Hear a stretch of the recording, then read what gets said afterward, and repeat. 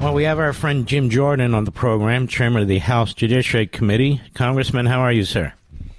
I'm fine, Mark. How are you doing, brother? I've been better.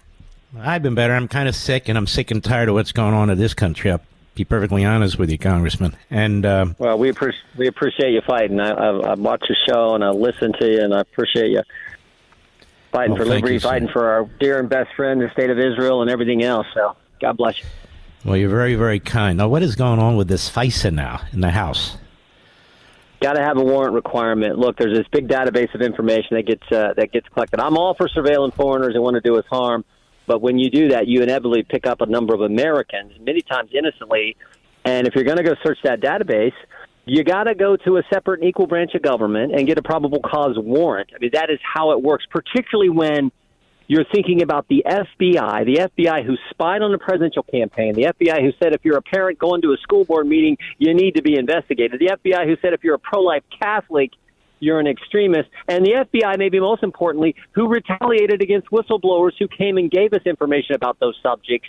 That FBI, it seems to me, if they're going to search and do what's called a U.S. person query, which is a fancy name for a search of a U.S. person, you got to go to a judge. You got to go to the court. We're even letting it be the FISA court. You got to go to the court and get a warrant. I mean, why the hell is this so controversial? That goes from the beginning of our country and even before. And since this is the party and the administration that is no doubt letting terrorists into this country, why wouldn't they come into this country?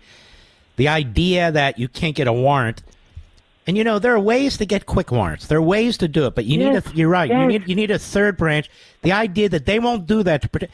Wasn't there some story I read, Congressman, that there were like 3.5 million mistakes made when they were monitoring American citizens and the FBI apologized? Remember that? Yeah. Well, there was actually 278,000 separate times they queried the database on U.S. persons and didn't follow their own rules. So now, look, there's a base text of this bill. We're trying to get the warrant amendment onto it. The warrant amendment, by the way, was on the bill that came out of the Judiciary Committee. It's been taken off the bill, and we have to insert it back in this process. Well, the leadership took it off. They said, no, you're going to add it back in because the Intel Committee doesn't want it. But it was in the Judiciary bill that came out of our committee 35-2. So you got Jerry Nadler and Jim Jordan agreeing that if you're going to go search U.S. persons' information, go get a warrant. But the FBI, 278,000 times. This is the Washington Post reporting this last May.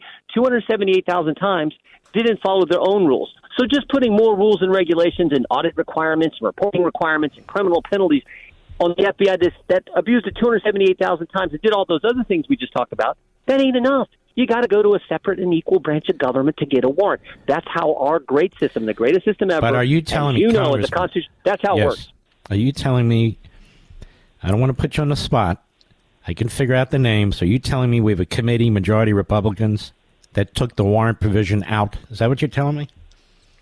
No, I'm saying that the way this process was worked out, they want to go with the base text because Judiciary Committee was strongly for the warrant requirement I just described. Oh, by the way, Mark, we actually have exceptions in there. If there's an emergency situation, you can go right and do the query. So we even, and I'm actually a little nervous about that, but we were willing to do all that to help protect Americans' freedom.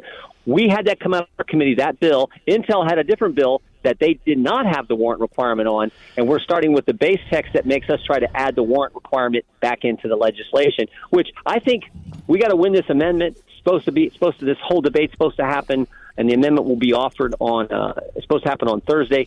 We got to win this thing. We have a situation now, Congressman. If you, the American people, don't win this debate, that warrants that are based on probable cause against American citizens who've done nothing will not be used. There won't be any warrants. And yet, warrants that are used otherwise outside the system are frequently used. And so what is the problem? We use warrants to try and track down criminals. You can't go around the Constitution for that sort of thing. So why do you go around the Constitution? Because it's a so-called intelligence matter. None of us want to get blown up. That's not the point. Of course. The point is you've got a ton of American citizens who are coming into the target who shouldn't be on anybody's list, let alone be targeted, right? Right. Exactly right. The targets are foreigners but inevitably American will, you could be calling someone, you're in the business world, you talk to someone in Germany whose brother has been associated with someone in the government or someone who is on some terrorist list, and you get swept up into it. Or you talk to, you're in the oil and gas business, you talk to people in the Middle East who doing business, and you get swept up in, and then they're going to go in this database, what I call this giant haystack of information, and they're not going to search on the foreigner and get any kind of communication they have with you. They're going to search your name or your phone number or your email address. Again, a U.S. person query. This is a term that they use in the intelligence community. They're searching a U.S. person. I'd like to know how many people they do that to. Yeah. What's the number? How often does that happen? And, oh, by the way, why not? If you're going to do that, go get a warrant. And we even have exceptions in the language. This seems to me so common sense, but I don't know. Well, let me ask you this. Let's hope we win. Let's say they do one of these things, and there's an American citizen talking about taxes. It's not that they're going to break the law, but they say, I'm thinking about this with the tax code and so forth. Maybe I'll do that. In other words, the possibility of committing an offense. Can they sweep that up, too, and hand that to the criminal division? If in fact you, I think that would be tougher. But if you're talking with a foreigner who they're surveilling and you say certain things, and you've just, by the fact you've talked to that foreigner, you're now in the database. And so I'm saying if you want to search the database without a warrant, it's got to be based on the foreigner. You got to be going after someone who's not a United States citizen, their phone number, their email address, or their name. You can't say U.S. person. You can't go after a U.S. citizen and search based on their identifiers or their name. Mm-hmm. Without a warrant. So what happens now? Where's this stuck? What happens now? Well, we just had a great Rules Committee hearing. I thought our side it came across well for our side. The members of that committee asked some great questions. A number of members, I think, get the issue. So we'll see. The Rules Committee first has to pass out a rule. We want that warrant amendment made in order. We want it offered on the floor, and obviously we want it to be adopted. We want it to win on the vote. I've said I will not support this FISA reform, even though there's some basic reforms in there that I think are positive, that are good. It makes the FBI do certain things. But again, without the warrant requirement, I'm not going to support the reform. I'm not going to support the bill.